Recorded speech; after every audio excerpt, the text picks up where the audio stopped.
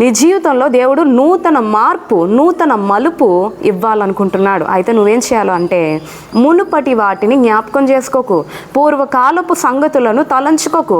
అది నీ జీవితంలో ఒక లాస్ వచ్చిందా, ఒక ఫెయిల్యూర్, ఒక నష్టం వచ్చిందా, నీ జీవితంలో ఒక నష్టమైన, ఒక తృణీకరైన, నువ్వు మనుషుల ద్వారా రిజెక్ట్ అయినా ఆ తృణీకరణ బట్టి వాటిని జ్ఞాపకం చేసుకొని తలంచుకొని కృంగిపోయే వ్యక్తిగా కాదు.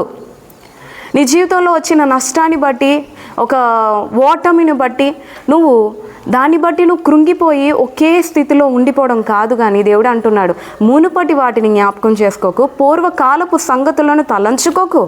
నీ జీవితంలో ఆ యొక్క ఓటమి నీ జీవితాన్ని మార్చడానికే, నీకు జయ జీవితాన్ని ఇవ్వడానికే అన్న విషయాన్ని గ్రహించు.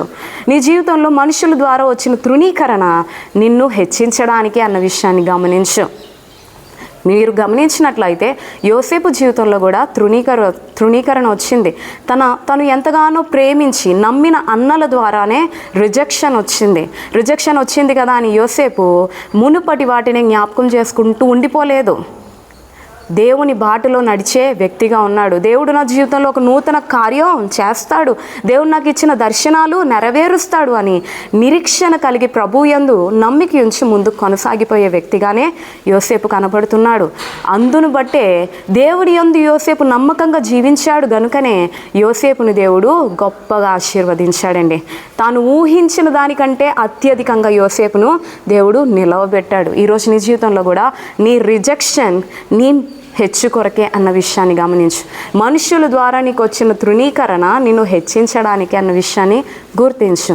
నీ జీవితంలో వచ్చిన ఓటమి రానున్న రోజుల్లో నీకు జయ జీవితాన్ని ఇవ్వడం కొరకే అన్న విషయాన్ని గమనించి నువ్వేం చేయాలి అంటే, మునుపటి వాటిని జ్ఞాపకం చేసుకోక, పూర్వకాలపు సంగతులను తలంచుకోక, ప్రభువు యందు నమ్మిక ఉంచి ప్రభువులో ముందు కొనసాగిపోవడానికి ప్రయత్నించు.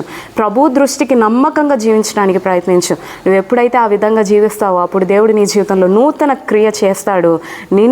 నీవు ఊహల కంటే, నీవు అడిగిన దానికంటే అత్యధికంగా నిన్ను హెచ్చించి ఉన్నత స్థాయిలో నిలవబెడతాడు అన్న విషయాన్ని గమనించి దేవుని బాటలో నడవడానికి ప్రయత్నించు. అటువంటి గొప్ప కృప ప్రభువు నేర్పించిన వాటిలో నడుస్తూ ప్రభు ద్వారా వచ్చే ఆ యొక్క నూతన క్రియలు, నూతన కార్యాలు పొందుకునే గొప్ప కృప ప్రభు ఎల్లప్పుడూ మనకి దయచేయను గాక. ఆమేన్.